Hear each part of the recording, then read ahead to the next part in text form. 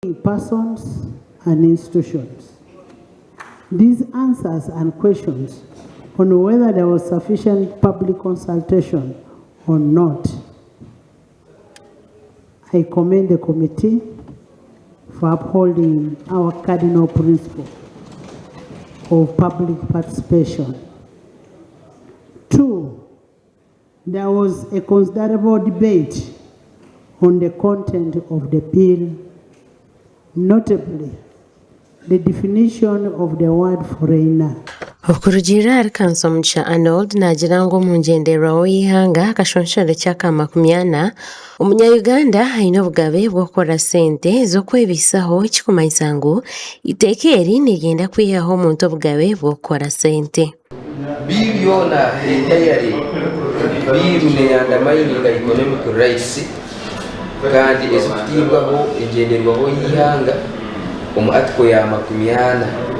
Article ya 40 neyempawaringa parliament okukora amateeka ag'okuheereza abanya-Uganda boona obugabe obw'okukora omu conditions nungi bakengeginga omu mirimo yoona batakuba discrimination omunyankore tubaasa kukyeta kutakushonshorwamu. So ekikumanyisa ngu abantu bamubatunga miliyoni 500 biliyoni emwe nanyeshemerwa n'insitunga natunga kiraya atashemerwa nampereza biliyoni emwe. Why should the law prohibit me from receiving that money? So nyoningera Omunyamateeka Tumukunde Joshua nagira ngo nkiza kuteganya sentansi y'abantu kutankira abaziire abashubuzi hamwe n'abeby'obutegeki kandi emishoro neza kuremesa bingi.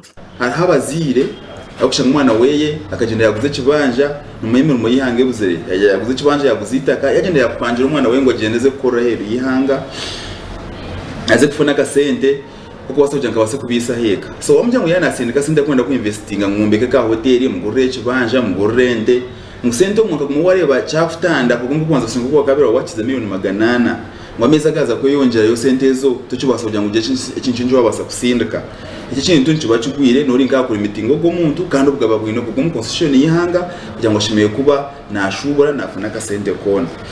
Ahisigomwe Amon nagira ngo abanyishengero betira omusumaro mu kigere kandi nabo bakwatanise eby'obutegeki hamwe ne sente. Mukazifura commercializing politics.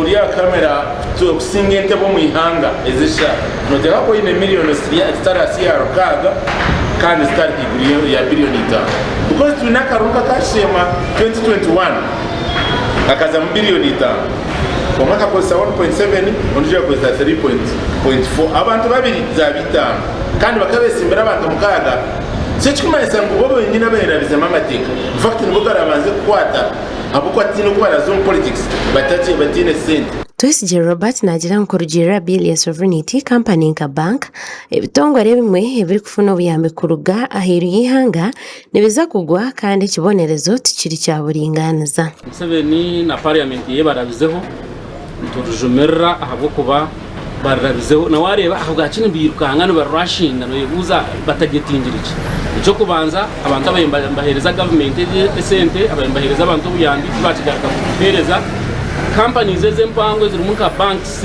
na companies z'amasumuni ziza kwirukanga mu Uganda zirigemu ahabo kubana bakina nambwe nyondo Angunda Best Arnold Mnyeto nagira ngo parliament kurugaye kahinguzi tekeri ni kinyega abantu binji bahansi kandi tibateka tekireho n'ababire mbarwansa icuru twareba rwe barihinguza bitobwe twareba bari kutandika hine ba member wa parliament ababanze bakazibera habo have deployment abasirikali mweno benushamwe baruhono bazumurutaro mweno kubahereza okurugira sovereignty bill abantu ninge bitongore ebikufuna sente ku rugo mahanga geheru bine kufuna obushoborozi ku ruga Ministry ya Internal Affairs.